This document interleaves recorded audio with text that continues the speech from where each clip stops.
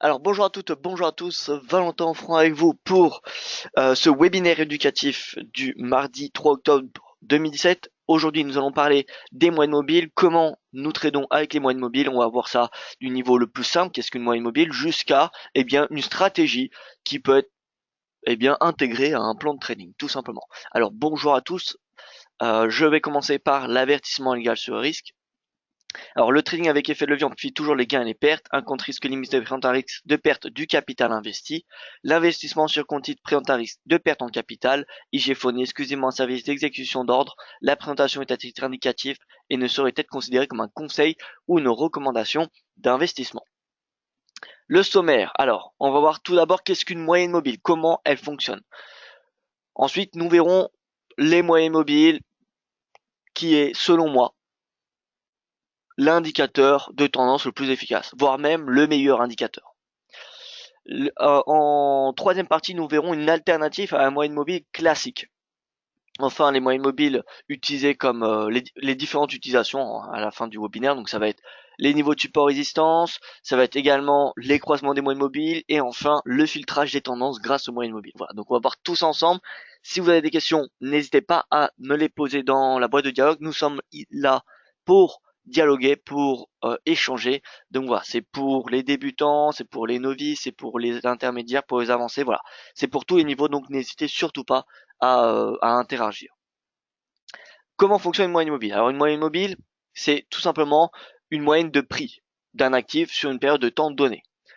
Par exemple, une moyenne mobile à 200 jours représente théoriquement une moyenne mobile à l'année parce qu'il y a environ un peu plus de 200 jours de trading par an. Donc une moyenne mobile à 200 jours, eh bien, c'est une moyenne qui va prendre les 200 derniers prix de clôture sur le graphique journalier. Et ça va nous aider à comprendre la direction globale du fond de la tendance. Cette moyenne mobile, elle est mobile, c'est-à-dire qu'elle se déplace dans le temps en fonction de l'évolution du prix. Voilà, c'est pas une moyenne qui va rester fixe. Comme on peut le voir sur le graphique ici, c'est une moyenne, vous voyez, qui réagit, qui est dynamique. Alors, pourquoi, selon moi, l'indicateur moyenne mobile est un indicateur le plus efficace peut-être de tous les indicateurs existants? Eh bien, déjà, la première chose qui fait que cet indicateur est efficace, c'est que les moyennes mobiles sont utilisées par les institutionnels, les grandes banques, les fonds spéculatifs, voilà, tous les grandes mains du marché utilisent les moyennes mobiles. Alors, bien qu'ils ne peuvent pas nous le confirmer parce que ça fait part de leur stratégie, c'est connu que les banques, que les institutionnels utilisent les moyennes mobiles. Et les moyennes mobiles les plus utilisées sont les moyennes mobiles à 250 jours. Donc ça, si vous faites du swing trading du moyen terme ou du long terme, les premières mobiles que je vous invite à installer sur vos graphiques, c'est les moyennes mobiles à 250 jours. Voilà, c'est ceux qui sont, selon moi, et selon beaucoup de personnes, les plus importantes, là où il y aura plus d'interaction avec le marché. L'utilisation de l'indicateur est tellement répandue que souvent, cette moyenne mobile peut être utilisée d'un point de vue fondamental grâce à sa popularité. Dès qu'on va avoir le cours qui est au-dessus de la moyenne mobile, on va se dire que l'analyse fondamentale est positive, alors que dans le cas contraire, on a une analyse fondamentale qui est négative. Voilà, ça peut être le cas, mais en tout cas, cette moyenne mobile à long terme, à 200 jours, résume très bien le prix. Une alternative à la moyenne mobile classique. Moi, alors, j'entends souvent des personnes demander si on doit utiliser la moyenne mobile simple, la moyenne mobile exponentielle, lissée, enfin, il y en a un tas de moyennes mobiles. La classique, c'est la moyenne mobile simple, et c'est celle que la plupart des personnes utilisent. Il y en a un tas d'autres, mais la seconde qui est la plus utilisée, ça va être la moyenne mobile exponentielle. Pourquoi la moyenne mobile exponentielle? Bien tout simplement parce que la moyenne mobile exponentielle va accorder une un peu plus grande importance aux dernières valeurs du prix. Parce que l'inconvénient d'une moyenne mobile, et c'est aussi ce qui fait sa force, c'est qu'elle est latente. C'est-à-dire que c'est pas un indicateur qui va donner des signaux précoces. La moyenne mobile va donner des indicateurs tardifs. Et c'est pour cela que ces signaux-là, que les signaux fournis par les moyennes mobiles sont des signaux importants parce qu'ils sont tardifs et donc ils sont confirmés. Alors que des signaux précoces, plus vous allez essayez d'avoir des indicateurs qui vont vous donner des signaux précoces, excusez-moi, et plus vous aurez de faux signaux. Voilà. Donc l'avantage à mon mobile exponentiel, c'est que ça va donner un peu plus d'importance aux dernières valeurs du prix, étant donné qu'il y a une valeur exponentielle lors des dernières valeurs du prix. Voilà. Donc elle est considérée comme un petit peu moins latente. Après, c'est quand même une moyenne mobile un petit peu moins utilisée qu'un moyenne mobile classique, mais elle reste quand même majoritaire, elle reste quand même assez bien utilisée. Voilà. Alors, première utilisation des moyennes mobiles. Les moyennes mobiles comme support et résistance. Donc, comme indiqué précédemment, il y a de nombreuses réactions qui se font proches des moyennes mobiles les plus connues. Je vous rappelle, c'est les 200 et 50 jours. Donc, autour, proche de ces moyennes mobiles à 250 jours, on a souvent des interactions du marché. On a soit des rebonds, soit des consolidations, ralentissement du momentum, bref, on a des interactions entre le prix et cette moyenne mobile qui sont assez flagrantes. Donc la première utilisation qu'on peut retenir, que vous pouvez noter, c'est que vous pouvez utiliser les moyennes mobiles les plus connues, attention, comme support résistance. Donc par exemple, si vous voulez acheter par exemple un moyenne mobile à 200 jours, eh bien vous allez pouvoir mettre votre stop en dessous de cette moyenne mobile, parce que cette moyenne mobile va être considérée comme un niveau de support. Maintenant, si le cours est en dessous de la moyenne mobile à 200 jours, vous achetez le prix, vous allez pouvoir mettre votre take profit, par exemple, votre limite, juste en dessous de la moyenne mobile à 200 jours. Parce que vous savez que la moyenne mobile de 200 jours, dans ce cas-là, va faire office de résistance, et donc, vous prendrez des bénéfices juste en dessous de la résistance. Voilà, donc cette moyenne mobile, elle peut être utilisée d'un point de vue money management pour placer des stops. Après, tout dépend de votre stratégie, bien évidemment. Regardez ici, on a un exemple de moyenne mobile. Donc là, on a la moyenne mobile à 200 jours en rouge avec le prix. Et on peut voir qu'il n'y a pas de hasard si le cours est rejeté ici, on a un rebond ici, on a un rejet ici. Voilà. Autre particularité de la moyenne mobile, c'est qu'elle est efficace que en tendance. Sans tendance, une moyenne mobile n'est pas très efficace. Et en tout cas, perd beaucoup moins de son efficacité, ça c'est sûr. Perd beaucoup plus, pardon, de son efficacité. Donc voilà, c'est important d'avoir une tendance pour les moyennes mobiles. Deuxième utilisation de la moyenne mobile, ça va être les croisements. Les croisements de deux moyennes mobiles. Donc la stratégie est relativement simple. Dès qu'il y a un croisement, c'est un ordre d'achat ou un ordre de vente. En général, on combine une moyenne mobile à court et long terme. Dans notre cas, ça va être la moyenne mobile à 50 et 200 jours. Mais sachez que vous pouvez utiliser par exemple les moyennes mobiles. Alors, j'ai noté ça sur mon bloc. Il y a les moyennes mobiles aussi qui sont assez efficaces. Moyenne mobile à 10 et 30 jours par exemple, pour avoir des entrées un petit peu plus court terme, qu'on va voir ça juste après sur la partie pratique. Parce que là, on est dans la partie théorique. Donc voilà, l'avantage de ces croisements, c'est qu'il y en a encore moins que lorsque le cours casse une moyenne mobile. Les croisements des moyennes mobiles, étant donné qu'il y en a moins, ça va donner des signaux encore plus forts et peut-être plus fiables. Par contre, les points d'entrée sont relativement tardifs dans la tendance.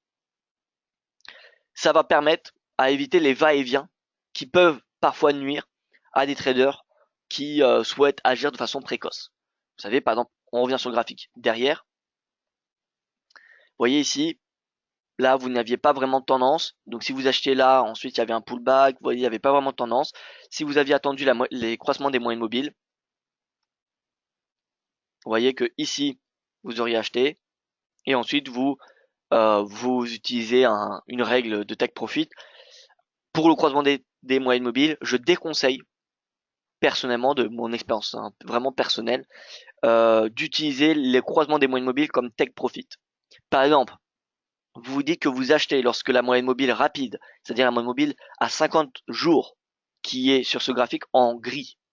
Si vous vous dites que lorsque la grise croise à la hausse, la rouge, vous achetez, et lorsque la grise croise à la baisse, la rouge, vous vendez, et enfin vous prenez vos profits, alors vous n'allez pas souvent être gagnant.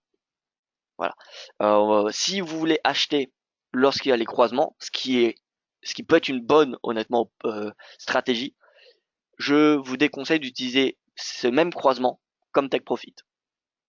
Voilà, ça va être juste ce croisement pour des points d'entrée, mais pas pour des points de sortie. Ensuite, pour les points de sortie, il y a différents indicateurs. Nous verrons ça sur un autre webinaire, mais vous pouvez avoir un indice de volatilité, c'est-à-dire l'ATR.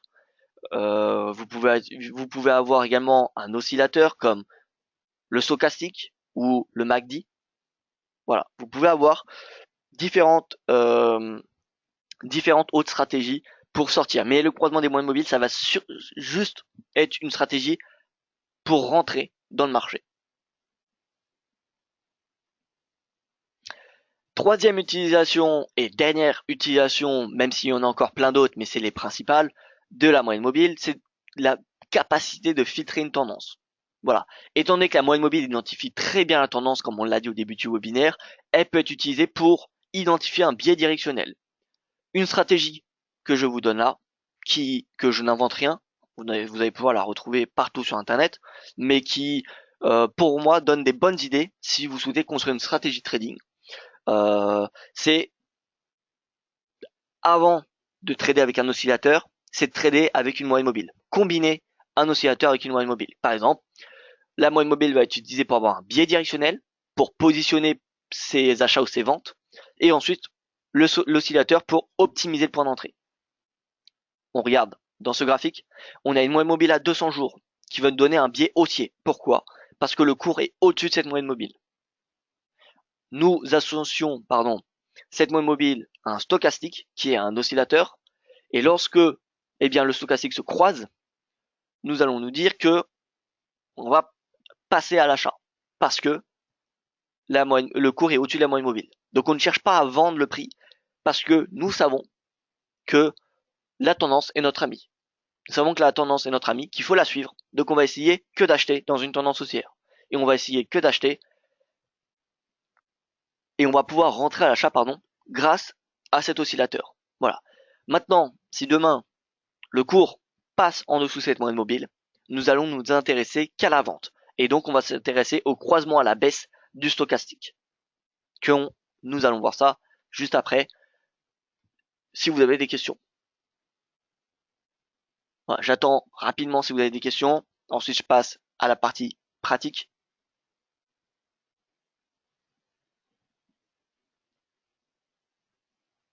Alors, pas de questions pour le moment. Je passe directement. Nous n'allons pas perdre de temps. Alors, on va mettre un graphique vierge. Qu'est-ce que nous allons mettre? Alors, j'ai pas beaucoup de graphiques vierges pour être honnête avec vous. Euh,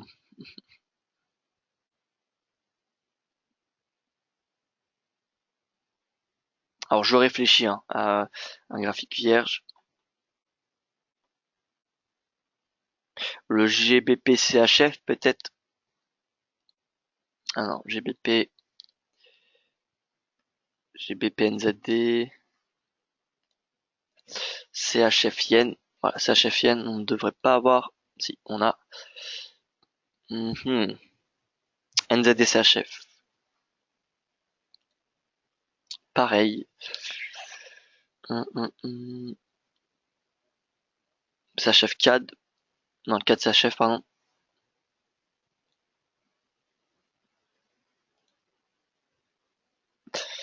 Alors, je vais chercher un graphique vierge. Alors, qu'est-ce que je vais pouvoir avoir comme graphique vierge? Le CAD NZD, le NZD CAD.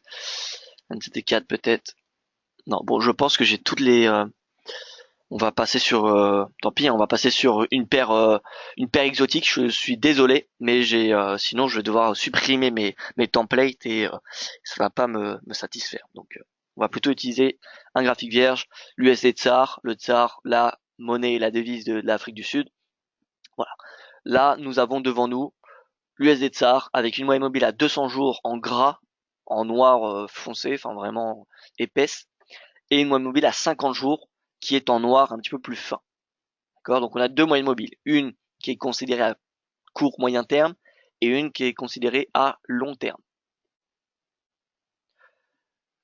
On va se focaliser que sur cette moyenne mobile à long terme. Dès que le prix va être en dessous de cette moyenne mobile, nous allons considérer que la tendance elle est baissière. À l'inverse, dès que le prix sera au-dessus de cette moyenne mobile, nous allons considérer la tendance comme haussière. Ajouté à cela, je vais mettre un stochastique parce que pour moi, une stratégie comme cela, un RSI, c'est pas tip top. Donc je préfère rajouter un stochastique à la place du RSI. Stochastique, on ajoute stochastique. On va faire abstrait du RSI. Voilà. Le stochastique 14,5. Alors moi je le paramètre à 14,55. Ne me demandez pas pourquoi. J'ai toujours fait cela comme ça. 14,55. Pour moi ça donne des signaux plus lissés, beaucoup plus fiables. Enfin, selon moi, c'est mon expérience personnelle que je vous partage ce soir. Alors, on est dans une tendance baissière. Qu'est-ce que nous allons nous intéresser? À vendre uniquement. Ici, nous avons le croisement du stochastique. Vous voyez que la courbe, le bleu devient en rouge. Donc on a le croisement qui se fait à ce moment-là, précisément, qui est le 4 septembre. 6 septembre, là j'ai. Voilà, 4 septembre 2016, on avait un ordre de vente. On va faire tout cela et ensuite on va avoir un petit peu les sorties. Donc on va s'intéresser au croisement que lorsque le stochastique croise au-dessus de 80. Si on a des croisements en dessous, on ne va pas y prendre compte. Dans ce genre de stratégie, vous aurez quasiment toujours une position perdante à la fin de la tendance. Ça, c'est important à le savoir. Parce que oui, il n'y a pas de stratégie qui est 100% gagnante. Voilà, donc cette stratégie, vous l'avez probablement vue et revue. Moi, je l'aime bien, honnêtement, pour apprendre à trader et même parfois ça m'arrive, pour être honnête avec vous, à regarder un petit coup d'œil à cette stratégie et essayer de l'améliorer. Alors, j'en ai appris des choses grâce à ce type de stratégie. Bon, après, je pourrais en parler pas mal de temps et je doute que ça vous intéresse énormément ce que j'en ai retenu. Tac, donc là on a un croisement à la baisse, pareil. Voilà. Donc là on a focalisé les points d'entrée baissiers, Et vous voyez que quand même, là on regarde rapidement, on a des points d'entrée plutôt perspicaces. Voilà. Après, vous pouvez voir quand même que là on a un ordre de vente. Bon, le cours a un peu plus de mal, on est en fin de tendance. Et d'ailleurs, pardon, ce signal-là n'est pas bon. Pourquoi? Parce que le cours est au-dessus de la moyenne mobile. Donc on ne peut pas vendre. Pareil pour ici. Et là, on a un croisement. Là, on revient en dessous. Donc c'est bon. Mais là, c'est pareil. C'est pas bon. Parce que le prix était au-dessus de la moyenne mobile. Là, le prix clôture en dessous. Donc c'est bon. Voilà. Donc on a 3 signaux. En fin de tendance, ça ne sert à rien. Vous allez avoir que des pertes si vous le faites en fin de tendance. Donc c'est efficace en début et en milieu de tendance, ce type de stratégie. Alors, l'USD Tsar, donc on peut voir, on a quand même des 3 points d'entrée qui sont quand même plutôt efficaces, j'ai envie de dire.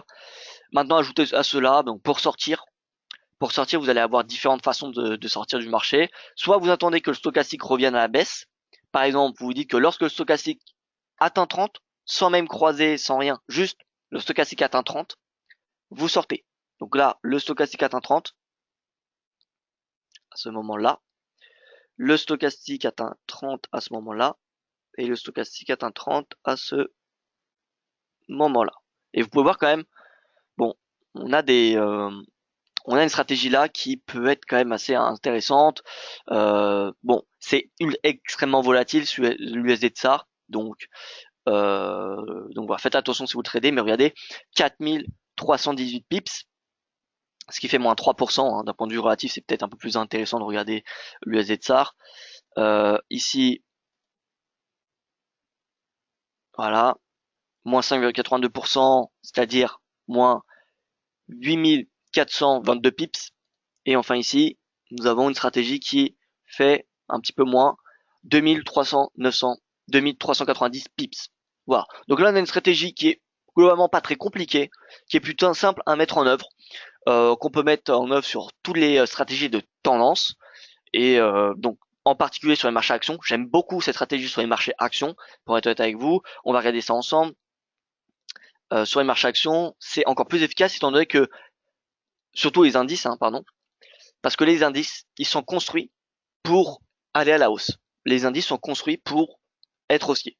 Donc déjà, parce que vous savez, hein, s'il y a une entreprise qui ne va pas bien en termes de cotation, enfin je veux dire en termes sur les marchés boursiers, eh bien elle se fait sortir de l'indice. Par exemple, le EDF n'est plus dans le CAC 40, n'est plus dans le CAC 40 depuis le mois dernier, parce que l'action ne fonctionnait pas bien, tirait le CAC vers le bas. Donc c'est pas, bien sûr, hein, c'est pas parce que c'est pas un, il y a des critères hein, qui sont remplis pour rentrer dans le CAC et des critères pour ressortir du CAC 40. C'est pas fait à l'aveuglette.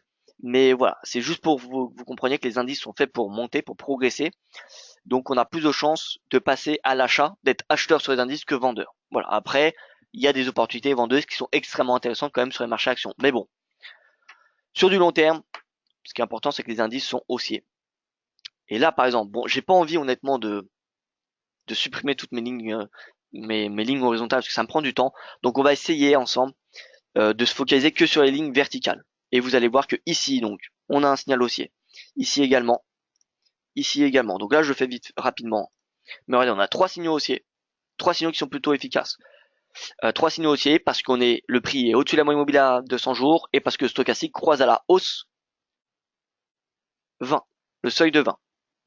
Voilà. Et pour passer, pour prendre ces bénéfices, alors on va mettre la droite verticale, on va la mettre en rouge pour prendre les bénéfices, d'accord? Rouge. C'est pas un ordre de vente, hein. C'est vraiment un ordre de prise de bénéfice. Hop, rouge.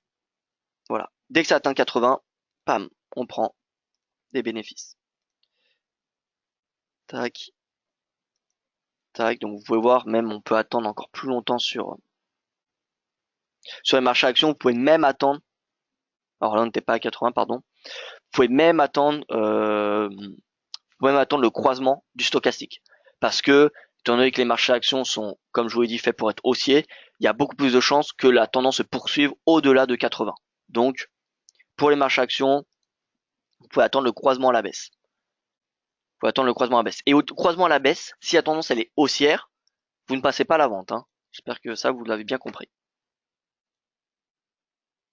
Voilà, donc là on a une petite stratégie hein, qui peut facilement être améliorée, hein. Il y a vraiment beaucoup d'axes d'amélioration là-dessus, mais on peut voir clairement que c'est une stratégie qui est pas très compliquée. Moi j'aime bien une stratégie simple et qui peut donner quelques opportunités de trading pour les tendances. Voilà. Si vous avez des questions, n'hésitez pas, je suis là pour y répondre. Bonsoir à vous François, j'espère que vous allez bien. Ce webinaire sera bien évidemment disponible en replay sur la chaîne YouTube de DailyFX France. Euh, voilà, je pense avoir fait le tour. Donc j'attends 30 secondes s'il y a des questions. S'il n'y en a pas, écoutez, je vais vous donner rendez-vous pour mon prochain point de marché qui aura lieu demain. Ce sera un point de marché, pas un point éducatif. Pour le prochain point éducatif, pardon, ça sera donc mardi prochain à 18h. Les points éducatifs sont tous les mardis. Tous les mardis à 18h. C'est soit Yoav ou soit moi qui faisons ce point éducatif. Voilà. J'attends encore une petite dizaine de secondes. Les questions. Voilà, merci Val, c'est génial de la part de François. Écoutez, merci à vous François, François Cousin, merci à vous. Et si ça a pu vous aider, eh bien c'est le principal. En tout cas, j'en serais fier. Pour moi, c'est nickel, nous dit François. Écoutez, parfait. Bon bah écoutez, je vois qu'il n'y a plus de questions. Je vais donc vous donner rendez-vous donc demain pour ceux qui sont intéressés à suivre des points de marché, en termes de trading, hein. Là, c'est vraiment le forex, c'est indice boursier, c'est pas un point éducatif, c'est vraiment de l'analyse de marché. Donc voilà, pour ceux qui n'ont pas l'habitude, je vous invite à participer à l'un de mes webinaires. Pour s'y inscrire, c'est la même chose que pour s'inscrire à ce webinaire. Vous allez sur le site DailyFX France, vous avez un lien d'inscription et voilà. Merci à vous pour votre attention, excellente soirée et à demain pour ceux que je retrouverai dans mon webinaire.